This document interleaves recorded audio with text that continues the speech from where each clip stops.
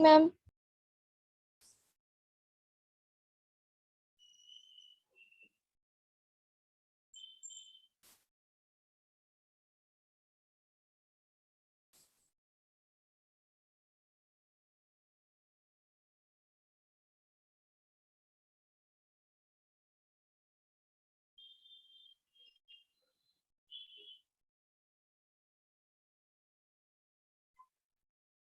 Good morning everyone. Voice आ रही है मेरी?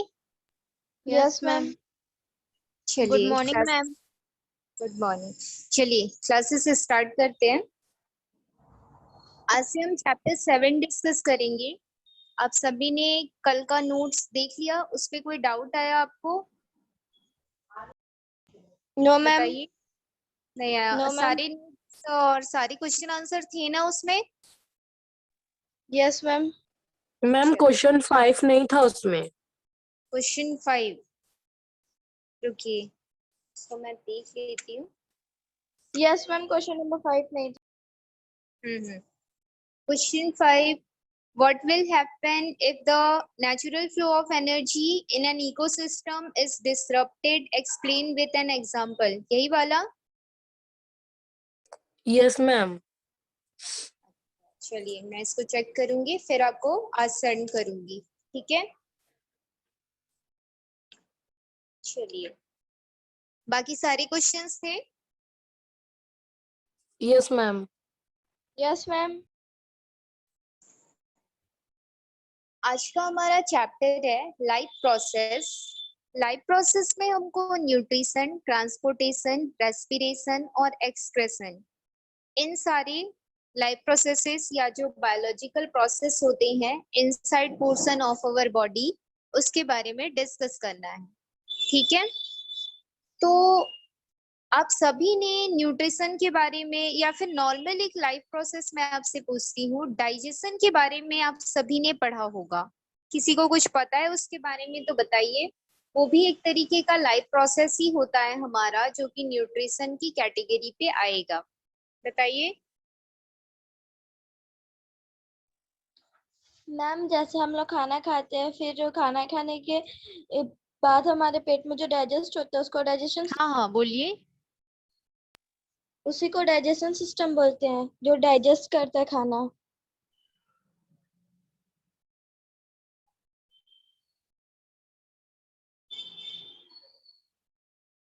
कौन कौन से ऑर्गन पार्टिसिपेट करते हैं in the process of digestion, वो आपको पता है?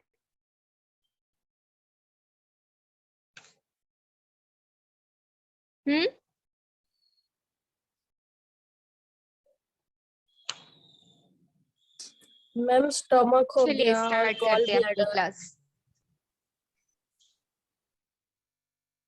जितने भी लिविंग ऑर्गेनिजम्स होते हैं, लिविंग ऑर्गेनिजम्स मींस जो लाइव कर सकते हैं, ठीक है?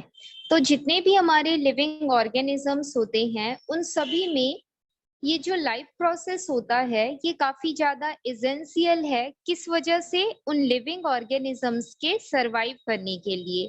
और इन लाइफ प्रोसेस में हम न्यूट्रिशन, ट्रांसपोर्टेशन, रेस्पिरेशन, एक्सक्रेशन, इन सभी के बारे में डिस्कस करते हैं। इन सभी लाइफ प्रोसेस को हमारी बॉडी में कैरी होने के लिए कुछ अमाउंट ऑफ एनर्जी की क्या होती है? रिक्वायरमेंट होती है। और वो एनर्जी हमको कहाँ से अवेलेबल होती है? फूड मटेरियल से अवेलेबल होती है। तो यहाँ पे एक क्वेश्चन पूछा गया है कि जैसे what do you think, do all organisms acquire energy from the same source? जो ऑर्गेनिजम्स हैं, सभी ऑर्गेनिजम्स, क्या उनकी एनर्जी का जो एक्वायर हो रहा है वो सेम सोर्स से होता है या नहीं होता है? आप बताइए, सेम सोर्स से होता है या नहीं होता है? जो फूड की अवेलेबिलिटी होती है ऑल ऑर्गेनिजम्स को, वो सेम सोर्स ऑफ फूड से होती है या नहीं होती है? नहीं होती है मैम। नो अपने मैम। 5th चैप्टर में इसके बारे में पढ़ा है।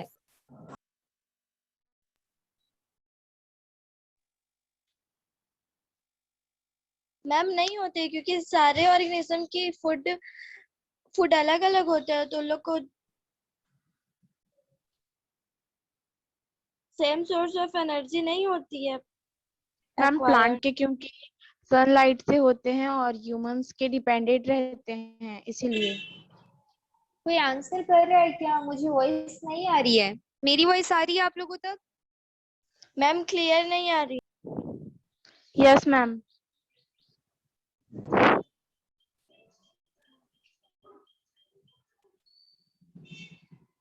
मेरी वॉइस आ रही है आप तक? Yes, ma'am. Yes ma'am. काफी धीरे आ रही है बेटा आपकी वॉइस। चलिए, तो जनरली हम ये देखेंगे कि जो फूड रिसोर्सेज के सोर्स होते हैं, अगर हम देखें तो प्रोड्यूसर, कंज्यूमर और डिकम्पोजर्स आते हैं इन अ फूड चेन। उसके बेसिस पे यहाँ पर बताया गया है कि जितने भी हमारे फूड वेब होते हैं जो कि फूड चेन से मिलके बने होते हैं, इनमें प्लांट्स के लिए जो एनर्जी का सोर्स होता है या फिर हमारे लिविंग वर्ल्ड में जितने भी ऑर्गेनिजम्स प्रेजेंट हैं उनके लिए जो फूड का सोर्स होता है वो जनरली क्या होता है, हमारा प्लांट्स होता है। ठीक है, लिविंग वर्ल्ड में जो भी ऑर्गेनिजम्स हमारे प्रेजेंट हैं उनके लिए फूड का सोर्स मेनली क्या होता है, प्लांट्स होता है, जो कि हमको फूड वेब से पता चलता है। अब देखिए, प्लांट्स के लिए एनर्जी का सोर्स क्या होता है पूछा जाएगा, तो plants with the help of photosynthesis process अपना फूड क्या करती है, प्रिपेयर करती है। और जब फोटोसिंथेसिस का प्रोसेस होता है तो वो क्या करती है, सोलर एनर्जी सन के थ्रू स्टोर्ड करती है। किसमें? जो कार्बन कंपाउंड्स होते हैं। फोटोसिंथेसिस प्रोसेस में ये होता है कि जो एटमॉस्फेरिक कार्बन डाइऑक्साइड है वो रिएक्ट करता है प्लांट रूट में प्रेजेंट वाटर के साथ, और उस रिएक्शन के थ्रू वो हमको कार्बोहाइड्रेट प्रोवाइड करता है और ऑक्सीजन प्रोवाइड करता है। जिस ऑक्सीजन का यूज हम रेस्पिरेशन के प्रोसेस में करते हैं वो भी एक लाइफ प्रोसेस हो जाएगा। और जो हमारा कार्बोहाइड्रेट होता है जो कि प्लांट का फूड मटेरियल होता है, उसको हम न्यूट्रिशन के प्रोसेस में क्या करते हैं, यूज करते हैं। तो जनरली जो all organisms in the living world जो प्रेजेंट होते हैं उनके लिए फूड का रिसोर्सेस तो प्लांट होगा, लेकिन प्लांट जो अपना फूड का रिसोर्सेस लेता है वो सोलर एनर्जी के हेल्प से लेता है। और वो solar energy in the form of chemical energy जो कार्बन कंपाउंड्स फॉर्म होता है। कार्बन कंपाउंड्स मींस जो कार्बोहाइड्रेट फॉर्म होता है, कौन से प्रोसेस के थ्रू, फोटोसिंथेसिस प्रोसेस के थ्रू, उसको यूज करता है।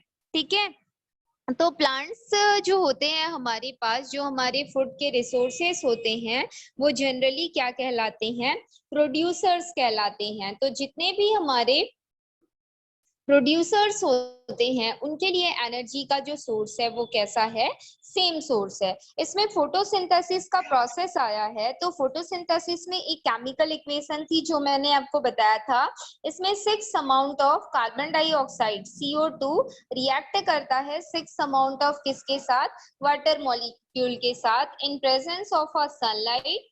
ये लाइट के प्रेजेंस में होता है, डार्क में नहीं होता। डार्क में ये रिएक्शन रिवर्सिबल हो जाती है, आप सभी को पता होगा इसके बारे में। Yes ma'am. सनलाइट Yes, के ma'am. प्रेजेंस में, और साथ में हमारा जो क्लोरोफिल पिगमेंट होता है उसके प्रेजेंस में होता है। ठीक है, और ये क्या प्रिपेयर करता है, carbohydrate, and their formula are C6H12O6, और 6 अमाउंट ऑफ क्या बनता है, कार्बन डाइऑक्साइड गैस बनती है। ये गैस रेस्पिरेशन के प्रोसेस में यूज होगी, और ये जो कार्बोहाइड्रेट होता है इसी को कार्बन कंपाउंड बोला गया है। और यही कार्बन कंपाउंड सोलर एनर्जी को लेके उसको किस एनर्जी के फॉर्म पे स्टोर रखता है, केमिकल एनर्जी के फॉर्म पे क्या करता है, स्टोर रखता है। इसी प्रोसेस को क्या बोला जाता है, फोटोसिंथेसिस का प्रोसेस बोला जाता है, जिस प्रोसेस के थ्रू प्लांट बॉडी अपना फूड प्रिपेयर करती है in the presence of sunlight and chlorophyll. ठीक, नेक्स्ट यहाँ पे बताया गया है कि जितने भी कंज्यूमर्स होते हैं हमारे, वो कंज्यूमर्स अपनी फूड के लिए किस पे डिपेंड करते हैं? इन्हीं प्रोड्यूसर्स पे डिपेंड करते हैं। अब कंज्यूमर्स में भी अब आपके डिफरेंट टाइप ऑफ कंज्यूमर्स होते हैं, आप सभी जानते हैं इस बात को। ये कंज्यूमर्स आपके कौन कौन से हो सकते हैं? प्राइमरी कंज्यूमर हो सकते हैं, सेकेंडरी कंज्यूमर हो सकते हैं और टर्सरी कंज्यूमर। जिसमें जो आपका प्राइमरी कंज्यूमर होता है वो मेनली किस पे डिपेंड करता है? प्लांट बॉडी या प्रोड्यूसर पे डिपेंड करता है। सेकेंडरी कंज्यूमर जो होते हैं वो प्राइमरी कंज्यूमर पे डिपेंड करते हैं, और जो टर्सरी कंज्यूमर होते हैं वो किस पे डिपेंड करते हैं? सेकेंडरी कंज्यूमर पे डिपेंड करते हैं। तो इन अ होल लिविंग वर्ल्ड जो कंज्यूमर्स होता है आर डिपेंडेंट ऑन प्रोड्यूसर, क्योंकि प्राइमरी और सेकेंडरी कंज्यूमर वो वेजिटेरियन की कैटेगरी में भी आ जाएंगे और नॉन वेजिटेरियन की कैटेगरी में भी आ जाएंगे, ठीक है। और इन चीजों को देख के हम ये बोल सकते हैं कि जो हमारा क्या होता है, लाइफ प्रोसेस होता है, उस लाइफ प्रोसेस में on the basis of food resources certain similarities भी देखने को मिलती है और सम फंडामेंटल डिफरेंसेस भी देखने को मिलते हैं। किस पे? प्रोड्यूसर और कंज्यूमर के बेस पे हमने देखा। प्रोड्यूसर के का जो फूड रिसोर्सेस है वो सोलर एनर्जी से क्रिएट कर रहा है with the help of CO2 and H2O, और कंज्यूमर उन पे क्या है? डिपेंडेंट है। तो कुछ सर्टेन सिमिलैरिटीज होती है और कुछ सम फंडामेंटल्स डिफरेंसेस होते हैं फूड रिसोर्सेस में। इन न्यूट्रिशन के लिए अगर एक एग्जांपल ले तो इन अ फर्स्ट स्टेप प्रोड्यूस मतलब मेनली जो प्लांट्स होते हैं वो एक सिंपल सब्सटेंस से अपना फूड मटेरियल क्या करते हैं? बनाते हैं, जो कि CO2 और वाटर है। और जो कंज्यूमर्स होते हैं जिसमें मेनली एनिमल्स आते हैं, ये अपना जो भी फूड रिसोर्सेस है ये स्टार्ट करते हैं एक कॉम्प्लेक्स कार्बन कंपाउंड से, and this complex carbon compounds are carbohydrate, protein etcetera, ठीक। तो जितने भी हमारे मल्टी सेलुलर प्लांट्स या एनिमल्स होते हैं उनमें इन प्रोसेसेस या life processes, nutrition, transportation, respiration, expression, इन सारे लाइफ प्रोसेसेस के लिए मल्टी सेलुलर प्लांट और ऑर्गेनिजम्स में ऑर्गेन्स का एक स्पेशली अरेंजमेंट सिस्टम होता है, और इसी स्पेशली अरेंजमेंट सिस्टम के थ्रू ये सारे life process in a multi cellular plant body और एनिमल बॉडी कैरी होता रहता है, ठीक है। तो लाइफ प्रोसेस कौन कौन से होते हैं हमने देखा। ये कैरी किसके थ्रू होगा? डिफरेंट टाइप ऑफ ऑर्गेन्स जिनका एक स्पेशल अरेंजमेंट होता है बॉडी पे, उनके थ्रू ये क्या होगा? कैरी होगा बॉडी पे, ठीक। इसके बाद नेक्स्ट टॉपिक यहाँ पे बताया गया है development of organ system. Means organ develop कैसे करता है, जो ऑर्गेन सिस्टम है वो डेवलप कैसे करता है वो यहाँ पे बताया गया है। तो ऑर्गेन कैसे बनता है आप सभी को पता होगा। जो हमारे सेल्स होते हैं, ग्रुप ऑफ सेल्स, उससे टिश्यूज बनते हैं और फिर उसी टिश्यूज से हमारा क्या बन जाता है? ऑर्गेन, और ग्रुप ऑफ ऑर्गेन से फिर ऑर्गेन सिस्टम बन जाता है। ये बात आप सभी को पता है, प्रीवियस क्लासेस में आपने डिस्कस किया हुआ है, ठीक है।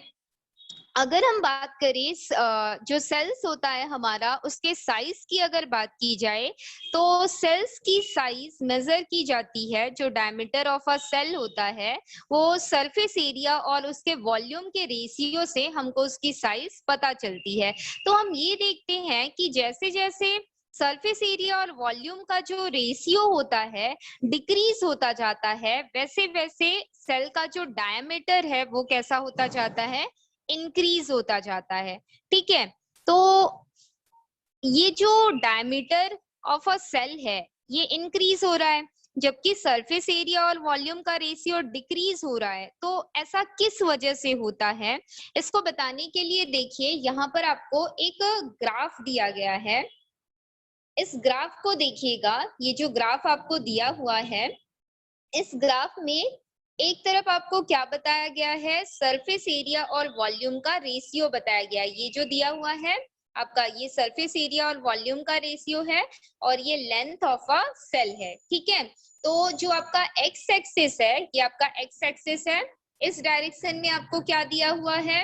लेंथ ऑफ अ सेल, और ये आपका वाई एक्सिस है। इस डायरेक्शन में आपको क्या दिया हुआ है, जो आपका सरफेस एरिया और वॉल्यूम का रेशियो है सेल का, वो दिया हुआ है। तो इस ग्राफ से हमको ये बात पता चल रही है कि देखिए यहाँ पर ये जो सरफेस एरिया है और वॉल्यूम का रेशियो है मैक्सिमम वैल्यू को शो कर रहा है, लेकिन इसी का अगर मैं ग्राफ निकालूं तो देखो इसका जो लेंथ ऑफ सेल है वो लगभग सबसे कम आ रहा है। और कितना आ रहा है, लगभग 0.5 आ रहा है, क्योंकि 1 हमारा ये है और इस लाइन को बिल्कुल स्ट्रेट हम खींचेंगे तो ये कहाँ पे आ जाएगा, 0.5 पे आ जाएगा, मतलब सबसे कम वैल्यूज पे आ रहा है। तो इससे ये बात पता चलती है कि जैसे जैसे हमारा सरफेस एरिया और वॉल्यूम का रेशियो क्या होता जाता है, इंक्रीज होता जाता है, वैसे वैसे लेंथ ऑफ सेल क्या होता जाएगा, डिक्रीज होता जाएगा।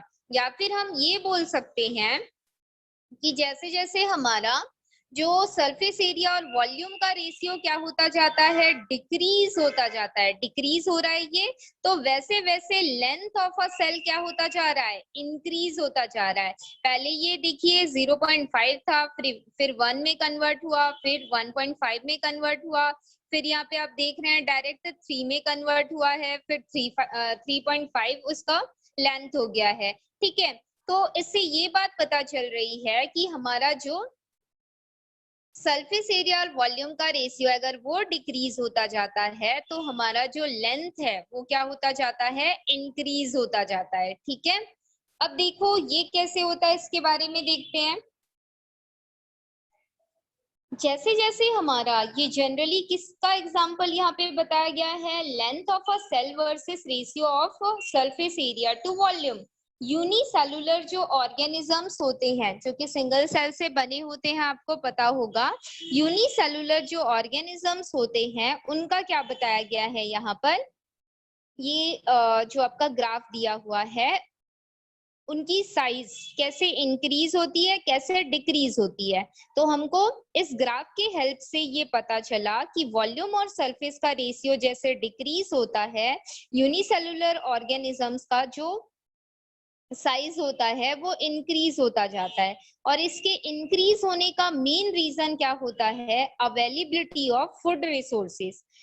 ये जो ऑर्गेनिजम्स होते हैं इनमें फूड रिसोर्सेस इक्वल क्वांटिटी में उसके हर एरिया को क्या होता है, पास होते रहता है इन इनएडिक्वेट क्वांटिटी। इनएडिक्वेट क्वांटिटी मतलब इक्वल अमाउंट में उसके हर बॉडी पार्ट्स को जो फूड रिसोर्सेस है वो पास नहीं हो पाता, जिसकी वजह से सरवाइव करने वाले जो ऑर्गेनिजम्स होते हैं वो हर एरिया पे अपनी ग्रोथ को नहीं कर पाते हैं और उनका एक अलग लेवल पे ग्रोथ क्या होता जाता है, बढ़ता जाता है। ठीक है, जैसे सपोज हम ये मान के चले कि इसका लेंथ इंक्रीज हो रहा है लेकिन सरफेस एरिया और वॉल्यूम डिक्रीज हो रहा है। क्यों, क्योंकि group of number of cells तो इंक्रीज होते जा रहे हैं, नंबर ऑफ सेल्स बढ़ते जा रहे हैं, लेकिन वो कैसे ज्वाइंट होते जा रहे हैं, उसके लेंथ के बेसिस पे वो ज्वाइंट होते जा रहे हैं। क्यों, क्योंकि उसको उसी एरिया पे फूड क्या होता जा रहा है, मिलता जा रहा है। उसका जो अदर एरियाज है, लेफ्ट साइड का, राइट साइड का, टॉप साइड का, बॉटम साइड का, उस सारे डायरेक्शन में उसको फूड रिसोर्सेस अवेलेबल नहीं हो पा रहा है, क्योंकि एक सिंगल सेल है और उसका बनावट जैसा भी है उस बनावट के बेसिस पे उसको वो फूड क्या हो रहा है, मिलता जा रहा है। लेकिन फूड का जो सर्वाइविंग नेचर है या फिर जो पासिंग नेचर है वो कैसा है, इनएडिक्वेट है। इनएडिक्वेट का मतलब हर पार्ट्स को इक्वल अमाउंट ऑफ फूड अगर मिलता तो हर पार्ट्स क्या करता, इक्वल जो वॉल्यूम है उसमें क्या करता, ग्रो करता, तो उससे हमारा सरफेस एरिया और वॉल्यूम भी इंक्रीज होता लेंथ के इंक्रीज होने के साथ साथ। लेकिन यहाँ पर इनएडिक्वेट अमाउंट बोल दिया, मतलब वहां पर क्या हो रहा है, इक्वल अमाउंट ऑफ फूड उसके हर एरिया को अवेलेबल नहीं हो पा रहा है, सिर्फ उसके एक ही एरिया में वो इक्वल अमाउंट ऑफ फूड उसको अवेलेबल हो रहा है, वो एरिया है उसके लेंथ का, जिसकी वजह से इन अ सेल धीरे धीरे नंबर ऑफ सेल्स तो इंक्रीज होते जाते हैं और एक मल्टी सेलुलर जो ऑर्गेनिजम्स है उसमें वो बॉडी कन्वर्ट हो जाती है। लेकिन उस मल्टी सेलुलर ऑर्गेनिजम्स का ओनली क्या बढ़ता जाता है, ओनली लेंथ बढ़ता जाता है, उसका एरिया और वॉल्यूम नहीं बढ़ता। और एरिया और वॉल्यूम नहीं बढ़ रहा है, लेंथ बढ़ता जा रहा है, तो ऑब्वियसली सी बात है वो बॉडी क्या होती जाएगी, थिन होती जाएगी। वो लंबा तो होता जाएगा लेकिन उसका एरिया और वॉल्यूम नहीं बढ़ रहा है, मतलब वो थिक होगा क्या, बिल्कुल भी उसका जो एरिया है वो बिल्कुल सिकुड़ जाएगा, श्रिंक हो जाएगा, जिसकी वजह से उसका लेंथ तो बढ़ता है लेकिन सरफेस एरिया और वॉल्यूम का रेशियो डिक्रीज होता जाता है। ठीक है, अब इन मल्टी सेलुलर ऑर्गेनिजम्स को अगर मुझे क्या करना है, उनके सारे बॉडी को adequate amount of food resources available कराना है, तो इसके लिए हमको क्या करना पड़ेगा, जो भी उसके बॉडी के ऑर्गन्स होंगे उनका अरेंजमेंट देखना पड़ेगा और उन तक equal amount of food resources हमको पास करना पड़ेगा। तो देखिए वो प्रोसेस हम कैसे करेंगे।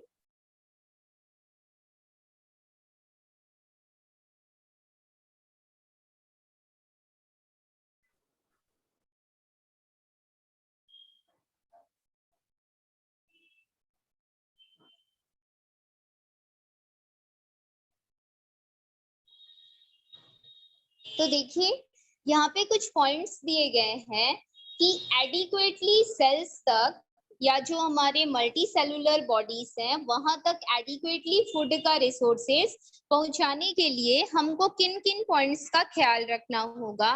तो इसमें सबसे पहले बताया गया है unfolding in layers resulting in increase in area of absorption और passes of material. That means अगर उस मल्टी सेलुलर बॉडी में जो एनफोल्डिंग इन लेयर्स, मतलब लेयर बाय लेयर क्या हो, अगर उनकी body layer by layer connected हो एक दूसरे से, तो उस कंडीशन में उनका एरिया कैसा होता जाएगा, बढ़ता जाएगा। जैसे ही उसका एनफोल्डिंग लेयर बनेगा, मतलब एक लेयर बना, फिर दूसरा लेयर बना, फिर तीसरा लेयर, मतलब एक परत बनती जा रही है और उससे उसका जो एरिया है उसका रिजल्ट ये होगा कि उसका एरिया बढ़ता जाएगा। और जैसे जैसे उसका एरिया बढ़ता जाएगा उसमें एब्जॉर्प्शन मींस जो मटेरियल हम उसको दे रहे हैं एज अ कार्बोहाइड्रेट फॉर्म वो इंक्रीज होता जाएगा, या पासेस ऑफ मटेरियल्स वो उनका एब्जॉर्प्शन इंक्रीज होता जाएगा। ठीक है, और जितने भी सब्सटेंसेस आप क्या करें, अब उसमें एक अरेंजमेंट हो गया, किसका अरेंजमेंट, सेल्स का arrangement with layer by layer. तो जो भी सब्सटेंस हम दे रहे हैं उसमें वो क्या होंगे, कलेक्टिवली कैरी होने लगेंगे। और किसके हेल्प से कैरी होने लगेंगे, with the help of some fluids. ठीक है, क्योंकि जो बॉडी होती है आप सभी जानते हैं कुछ म्यूकस क्या करती है, सीक्रेट करती है। इसके अलावा कुछ अरेंजमेंट ऐसे बने होते हैं जिसमें मॉइस्ट सरफेसेस होते हैं और उन मॉइस्ट सरफेसेस या म्यूकस रिक्वायरमेंट की वजह से जो भी आपका फूड रिसोर्सेस होगा या फूड होगा वो easily with the help of fluid आसानी से इन अ बॉडी क्या होता जाता है, ट्रांसपोर्ट होता जाता है, जिसकी वजह से जो हमारा फूड रिसोर्सेस है उसके ट्रांसपोर्टेशन के प्रोसेस में या उसके ट्रांसपोर्टेशन का जो मैकेनिज्म्स होता है हमें किसी भी टाइप का कोई फ्रिक्शन फील नहीं होता। क्योंकि अगर किसी ट्यूब्स के थ्रू आप क्या कर रहे हो, फूड रिसोर्सेस को कैरी करने का काम कर रहे हो, तो अगर वो ड्राई होगा, उसके जो वॉल्स होंगे वो ड्राई होंगे, तो जो फूड रिसोर्सेस होगा और जो उसके वॉल होंगे उनमें क्या हो सकता है, फ्रिक्शन हो सकता है। और इसी फ्रिक्शन से को रेड्यूस करने के लिए बॉडी में कुछ सीक्रेशन होते हैं लाइक अ म्यूकस या फिर कुछ मॉइस्ट सरफेसेस होते हैं, जिसकी वजह से आसानी से क्या हो जाता है, food resources in a body carry कर जाता है। ठीक है, और कुछ फेवरेबल कंडीशंस भी जनरेट होते हैं inside portion of a body, जिससे केमिकल रिएक्शंस या जो बायोलॉजिकल प्रोसेस है वो बॉडी में आसानी से होते रहता है। और अगर ऐसा प्रोसेस किसी मल्टी सेलुलर ऑर्गेनिजम्स में हो रहा है तो हम देखेंगे कि जैसे जैसे उसका लेंथ बढ़ता जाएगा उससे पहले ही उसका सरफेस एरिया और वॉल्यूम भी बढ़ता जाएगा, उसका सरफेस एरिया और वॉल्यूम भी बढ़ेगा और साथ में उसका लेंथ भी बढ़ेगा अगर ऑर्गेन्स का एक स्पेशल टाइप का arrangement inside portion of our body बना रहता है तो। ठीक है, अब देखिए यहाँ पर हमने देखा कि मल्टी सेलुलर जो ऑर्गेनिजम्स होते हैं उनकी बॉडी में कुछ फंडामेंटल अरेंजमेंट्स होते हैं और उन्हीं फंडामेंटल अरेंजमेंट की वजह से उनका जो बॉडी है वो डेवलप करता जाता है या इवोल्यूएट होता जाता है। ठीक है, ऐसा एग्जाम्पल अगर मैं प्लांट बॉडी की बात करूं तो प्लांट बॉडी में भी इस टाइप के डिफरेंट सिस्टम्स होते हैं। उनके सिस्टम में मेम्ब्रेन हो सकता है, रिएक्शन के लिए साइट्स बने हो सकते हैं जिनको हम कैपिलरीज बोलते हैं, या फिर कुछ ट्यूब्स हो सकते हैं जहां पर जो प्लांट्स होते हैं वो क्या करते हैं, फोटोसिंथेसिस का प्रोसेस करते हैं, या फिर जो उनका फर्टिलाइजर्स है, वाटर है या फिर गैसेस हैं, उनके ट्रांसपोर्ट का प्रोसेस करते हैं। तभी तो जो स्टेम्स होता है वहां पर वाटर कैरी होता रहता है। आप सभी ने पढ़ा होगा जो जाइलम और फ्लोएम टिश्यूज होते हैं वो food material of the plant और जो वाटर होता है उसको प्लांट पे कैरी करने का वर्क करते हैं कि जो टिश्यूज होते हैं। इसके अलावा अदर टिश्यूज भी होते हैं मैरिस्मेटिक, आप सभी ने पढ़ा होगा in a previous classes. 9th class में टिश्यू एक चैप्टर है, उस पे ये सारी चीजें दी हुई हैं। ठीक है, इसी तरीके से जो ह्यूमन बॉडी होती है उनमें भी different type of organ system होते हैं, like a digestive, respiratory, blood vascular, lymphatic या फिर एक्सक्रेटरी। ये सारे सिस्टम्स होते हैं और इन्हीं सारे सिस्टम के थ्रू बॉडी में लाइफ प्रोसेसेस क्या होता है, हमेशा कैरी होता रहता है, जिसकी वजह से ह्यूमन बीइंग क्या कर पाता है, लाइव कर पाता है। ठीक है, तो सबसे पहला जो लाइफ प्रोसेस हम पढ़ेंगे वो हमारा क्या होगा, वो रिलेटेड होगा फूड एंड न्यूट्रिशन के थ्रू, जो कि स्टार्ट कहाँ से होगा, इनटेक ऑफ फूड, मतलब फूड को इनटेक करने से, और उस फूड का बॉडी पे यूटिलाइजेशन कैसे होता है, और इसके अलावा वो बॉडी से एक्सक्रेट कैसे होती है, वो हम एक्सक्रेटरी सिस्टम पे डिस्कस करेंगे। ठीक, तो इस तरीके से किसी भी मल्टी सेलुलर ऑर्गेनिजम्स में, चाहे वो एनिमल बॉडी हो चाहे वो ह्यूमन बॉडी हो, उनमें ये सारे लाइफ प्रोसेसेस होते हैं और इन लाइफ प्रोसेसेस के लिए different type of organ system body में क्या करते हैं, हेल्प करते हैं। ठीक, तो हमारा फर्स्ट जो लाइफ प्रोसेस है वो फूड और न्यूट्रिशन से कनेक्टेड है, दैट मीन्स हम डाइजेशन के बारे में डिस्कस करेंगे यहाँ पर। तो फर्स्ट यहाँ पे बताया गया है डाइजेस्टिव सिस्टम इन ह्यूमंस। तो देखो, मैंने आपसे पूछा था कि इसमें कौन कौन से ऑर्गन पार्टिसिपेट करते हैं, तो इस ड्रॉ पे देखिए बहुत सारे ऑर्गन यहाँ पे बताए गए हैं। आपके बोर्ड एग्जाम के क्वेश्चन पेपर पे इससे रिलेटेड क्वेश्चन आया हुआ था, तो ये इम्पोर्टेंट टॉपिक होगा आपको, आप इसको अच्छे से पढ़िएगा। तो ये सारे ऑर्गन हमारे लिए क्या क्या है, सबसे पहला है माउथ, देन ईसोफेगस, फिर हमारा आ जाता है लिवर, फिर stomach, gall bladder, large intestine, pancreas, small intestine और एनस। इसके थ्रू एक्सक्रेट हो जाती है बॉडी से जो भी हमारी एक्सक्रेटरी प्रोडक्ट होती हैं वो सारी। तो ये सारे ऑर्गन हेल्प करेंगे किसमें, डाइजेशन में। तो डाइजेस्टिव सिस्टम इन ह्यूमंस कल हम डिस्कस करेंगे। आप सभी इसको एक बार पढ़ लीजिएगा ताकि आपको आसानी से पता चल जाए कि डाइजेशन का जो प्रोसेस होता है इन अवर बॉडी कैसे होता है। सबसे पहले डाइजेशन का प्रोसेस यहाँ पे बताया गया है, फिर एक्टिविटीज, 2 एक्टिविटीज बताई गई हैं और साथ में यहाँ पर फंक्शन ऑफ डाइजेस्टिव सिस्टम भी बताया गया है। तो इसके बारे में एक बार पढ़ के आइएगा आप सभी, नेक्स्ट क्लास में हम इसके बारे में डिस्कस करेंगे। ठीक, Yes, ma'am. Thank you, ma'am. Ma'am. Yes, ma'am. Thank you, ma'am. Ma'am, thank you ma'am.